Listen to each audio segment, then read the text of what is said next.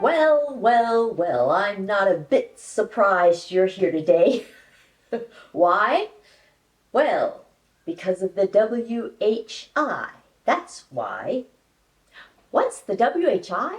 It's the Women's Health Initiative, the study that changed the world of menopause forever, and not for the better. I'm Menopause Taylor, the gynecologist who is absolutely determined to ensure that you know the truth about absolutely everything in the world of menopause. And there is one thing about which you never heard the truth. It's the WHI. Why, oh why did the WHI lie? I will wonder about that until the day I die. We are in the midst of a massive unit on breast cancer. And if you think you can just jump in and start watching my videos anywhere in the sequence, you will be terribly surprised. And you'll also do a terrible job of managing your menopause. This is video number 384. It's a continuation of the breast cancer videos that address the questions of whether estrogen, progestogen, or both increase your risk of breast cancer. I've broken them up and addressed each hormone separately to ensure that you do not merge everything into a big mishmash like most resources do. Video 380 addressed the question of whether estrogen causes breast cancer. Video number 381 addressed the question of whether progestogen causes breast cancer. Video number 382 addressed the question of whether estrogen plus progestogen together cause breast cancer. And video number 383 was on the history of research studies on HRT and breast cancer. And since the WHI was the study that turned the world of both menopause and breast cancer completely upside down, it's time to discuss the WHI findings on breast cancer. It was clearly a case of liar, liar, breasts on fire. Now, this material is in chapter 30 of my book, but I'm going to give you so much more of the nitty-gritty here. And believe me, you need to know the nitty-gritty. All right, let's start with a reintroduction of the WHI itself. If you've been a student here at Menopause University and have watched my videos in order, you already know a bit about it. But I present the WHI findings in each separate unit with regard to the findings for that particular disease process. So today, I'm going to present just the findings on breast cancer, and you'll see why it was a case of liar, liar, breasts on fire. The WHI was a study conducted by the National Institutes of Health to determine if hormone replacement at postmenopause could prevent diseases that are caused by estrogen deficiency, including heart attack, osteoporosis, and Alzheimer's disease. And it also tacked on breast cancer, blood clots, and stroke, and looked at those too. So this means it was a study on prevention, not cause. And this one fact is huge. It is the foundation of much of the chaos caused by the WHI. It's definitely a big part of why the WHI was a great big lie.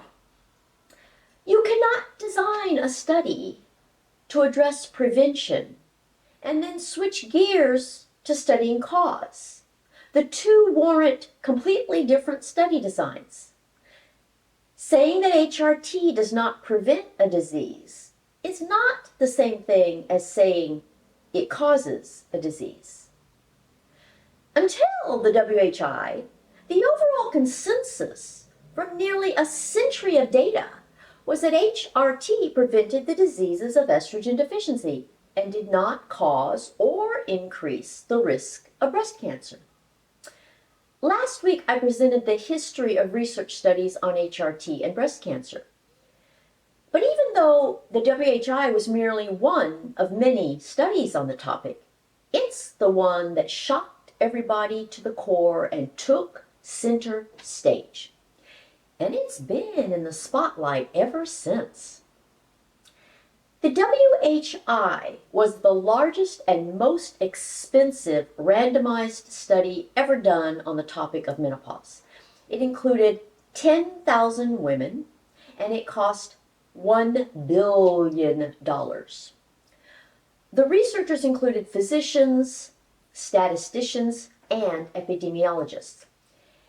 It purported to study women of menopausal age to see if HRT could prevent the diseases that are due to estrogen deficiency.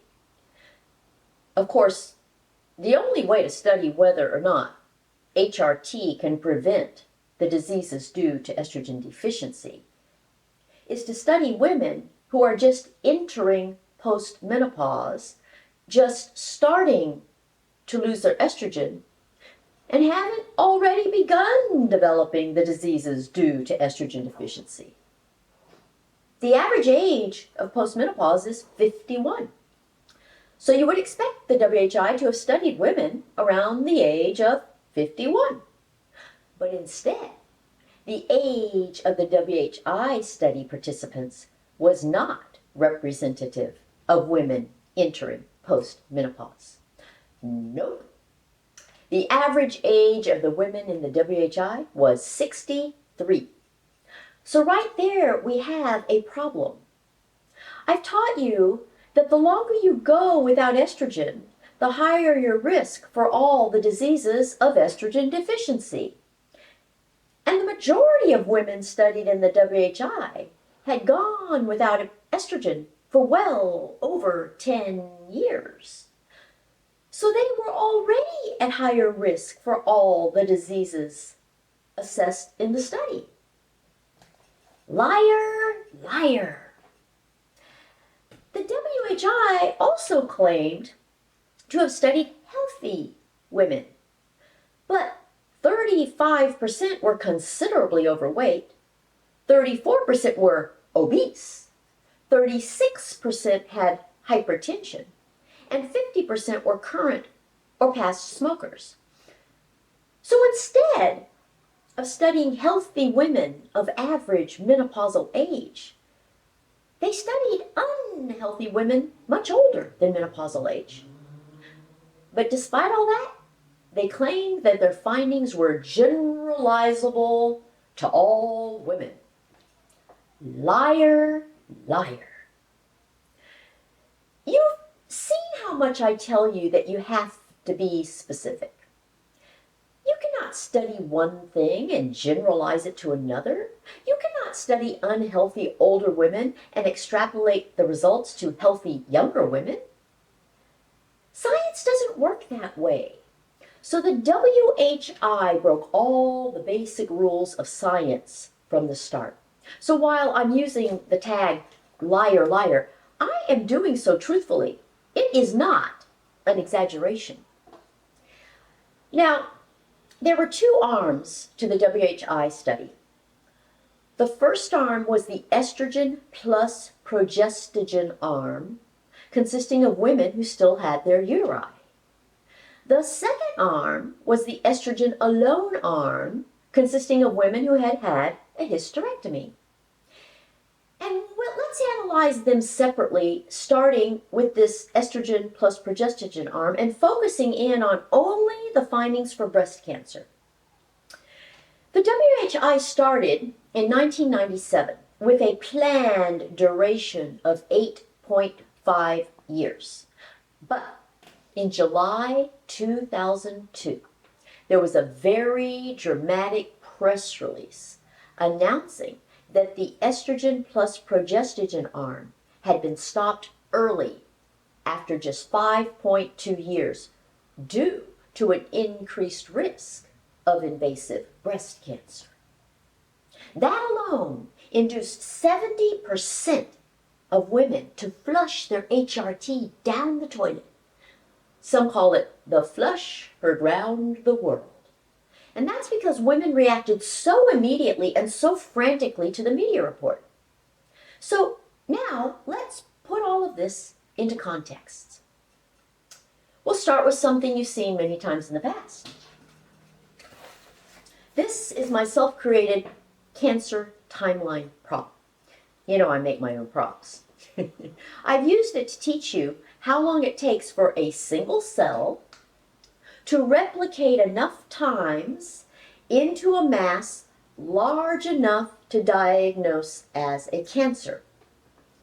And breast cancer is notorious for taking at least 7 to 10 years to grow to a size that can be diagnosed by palpation or mammogram.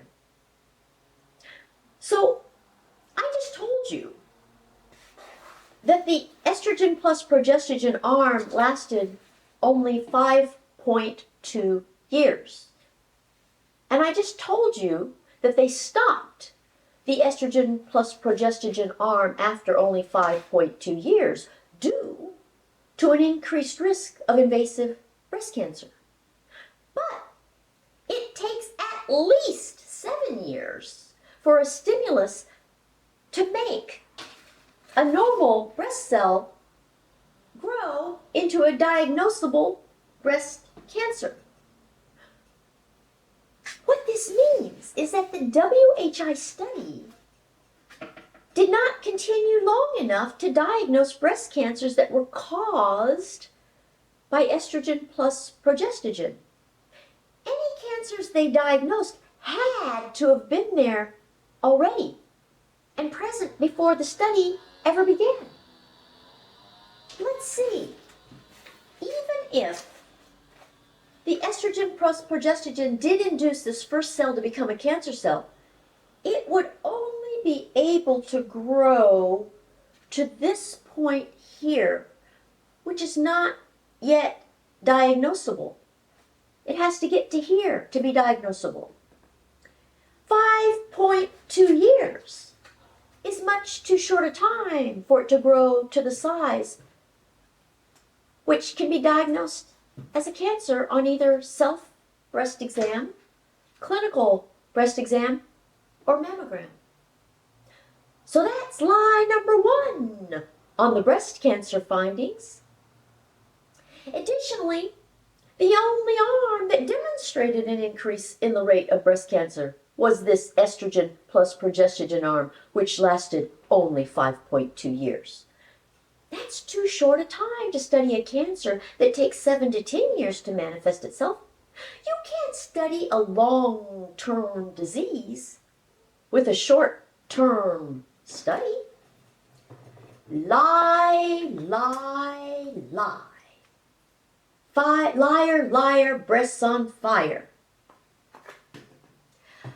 Another huge flaw in the WHI was the fact that the only regimen it studied for estrogen plus progestogen together was the continuous regimen. This means that they were not able to compare the differences in risks of breast cancer between cyclic and continuous regimens, which, as you've discovered, is the most critical difference. Other studies have compared them, and the differences are profound. The next big lie of the WHI had to do with the degree of risk imposed by estrogen plus progestogen. In other words, what was the degree of the so-called increased risk of invasive breast cancer that warranted discontinuing this arm of the study early? Overall, the women in the estrogen plus progestogen arm had a 26% increased risk of breast cancer. If I translate that into actual numbers, it means that the risk of breast cancer increased from 1 in 6 to 1 in 5. But this was a relative risk. That means it compared 2 groups of women. So instead of 1 in 6 women getting breast cancer, 1 in 5 women got breast cancer. It was not absolute risk for the individual woman. The alleged 26% increase was an increase in the number of women who developed breast cancer during the 5.2 years of study. It was not an increase in your risk for developing breast cancer if you take HRT for a period of 5.2 years. If I translate the 26% into the actual numbers for the women in the WHI study itself, there were 8 more breast cancers per 10,000 women per year for women in the estrogen plus progestogen arm. 8 more per 10,000. 8 more per 10,000 women. Does that sound as alarming as a 26% increase? But this was not significant. I taught you in video 366 on risk that to be significant, the risk has to increase by 3 times. Instead of a 3 times increase in risk, this 26% is only a 0.26 times increase in risk. So the fact that these breast cancer findings were not significant means that the results could have been due to chance alone. Liar, liar. Dramatizing results that were not significant constitutes lying.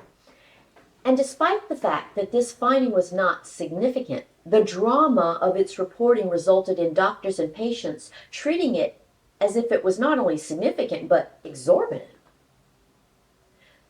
When the researchers were questioned as to why their insignificant findings were treated as significant findings, they claimed that they had lowered the bar for breast cancer because of women's fear of breast cancer. What? That's unheard of. In other words, they ignored all the rules of science and statistics and changed them according to their desired results. They even said that because their study was so big and expensive, it could never be done again. So the rules of statistics did not apply to them. They used the term statistical police and said the statistical police just had to leave the room. So the WHI researchers simply manipulated their data and dramatized their insignificant results to suit their own desired outcomes. Liar, liar. Now, one of the things you've never heard is that because of all the findings of the WHI that were so scary and screwy and contradictory to all the studies that preceded it, other researchers analyzed it further for years afterwards, for a total of almost 20 years afterwards. And every single time, reanalysis researchers found that the original WHI researchers had manipulated their data and lied. And each time, they made it a point to question the original researchers. The first time this happened was in 2003, just a year after the initial media reports. And in 2003, the original researchers backpedaled and said that their original statistic for the incidence of breast cancer was small. But now it was insignificant. It can't be significant in 2002 and insignificant in 2003. Liars. In 2006, they backpedaled some more and changed their story to say there was no increase in breast cancer risk for women taking estrogen plus progestogen. Suddenly, the increased risk that had warranted stopping the study prematurely in 2002 had disappeared. Then, in 2008, the original WHI researchers claimed that women who took estrogen plus progestogen had a higher death rate than those who did not take any HRT. Death rate? There was never any indication of a focus on death rates. Where did that come from? Not only did it come out of the blue, it was completely and is completely untrue. Women who take HRT live an average of 3 years longer than women who don't. When asked to explain their erroneous statement, they said that they were including deaths due to lung cancer in their findings. Lung cancer? Lung cancer was never included in the WHI study in any way. There was never even any mention of lung cancer. Lie after lie after lie. Aren't you just shocked at how the story keeps changing to justify all the lies?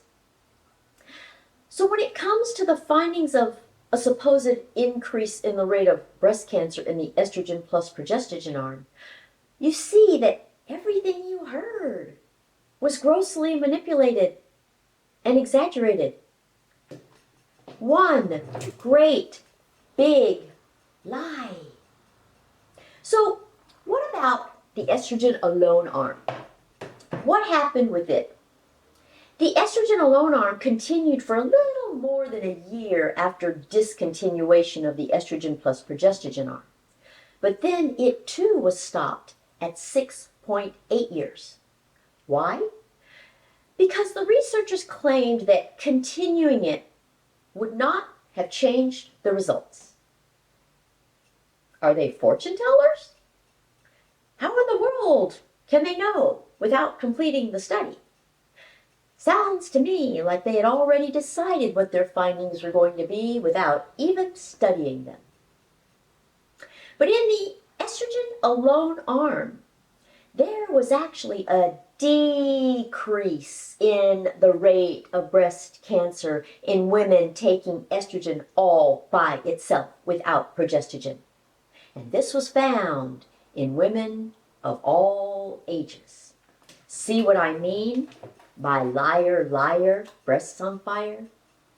Now, I know you're probably shaking your head wondering why did the WHI lie like this? Well, this goes to the back story that you never heard. You see, the WHI was conducted at a time when doctors gave HRT to all women when they became peri- or postmenopausal.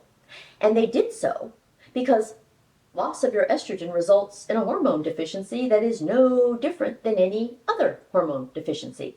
The simple fact is that your body cannot function properly over the long term when a hormone is missing.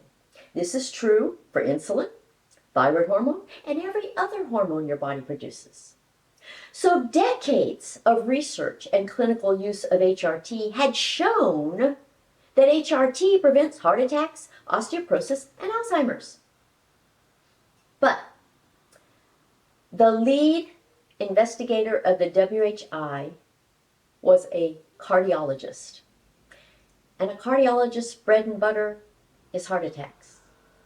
So before the WHI ever began, the cardiologist wrote and stated that it was time to put the brakes on HRT.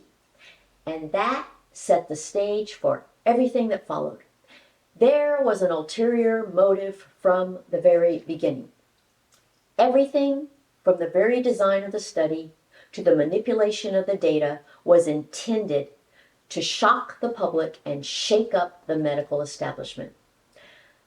The problem is that because this one study was so sensationalized, and because you never heard that all the follow-ups show that it was a great big lie, you've harbored the fear that HRT causes breast cancer ever since. And the truth is that this one horrible study did not tell us anything we didn't already know, which was estrogen alone decreases the risk of breast cancer. And cyclic Estrogen plus progestogen increases the risk of breast cancer slightly, but not significantly. So the overall effect is that instead of being aware of the many, many studies on HRT and breast cancer, patients and doctors were under the delusion that there was only one. But they were unaware that it was the one that was the biggest lie of all. The WHI has overshadowed, terrorized, and governed the care of menopausal women ever since the big media scare in the year 2002. Why, oh why, did the WHI lie? It is really a case of liar, liar, breasts on fire. You know, I like to use one of my made-up terms for this. I refer to this as reach of the research. By that, I mean that only some of the research findings reach you. You are clueless about all the others. Here's the pile of research studies on HRT and breast cancer that I reviewed while creating this unit on breast cancer for you. God, this is so heavy. Oh my God. Oh, I tried to get them out of the basket, but they're all stuck in there so tight that they're hard to get out. Here is the WHI. If you actually read, highlight, cross-correlate, compare all the research studies the way I do, this is all even more shocking than just comparing this stack of studies to this one lone lying study. But because very few of the research studies actually reach you, you are left with completely inadequate and inaccurate assumptions on which you make your menopause management decisions. The bottom line is that despite all the drama about HRT causing breast cancer, the WHI was a great big lie. It taught us nothing new except the extent to which researchers will go to promote their own agenda. The actual findings were that estrogen plus progestogen slightly increased the risk of breast cancer, but to an insignificant extent. And estrogen alone actually decreased the risk of breast cancer to a significant extent. So I hope I haven't angered you too much today. And if I have, turn your anger into a positive movement to help menopausal women learn the truth. It is not acceptable for one distorted study to mislead women. You can read about the whole lie of what happened in the WHI in this book. It's called Estrogen Matters by Avram Blooming, MD. He's an oncologist. And Carol Tavers, PhD. She's a psychologist. This book will make you angry too. But that's okay. At least you'll know the whole story. And as I said in the last video, never ever use one single study as your guide. One study is never the Bible. In fact, almost every study ends with the scientists themselves stating that more studies are necessary.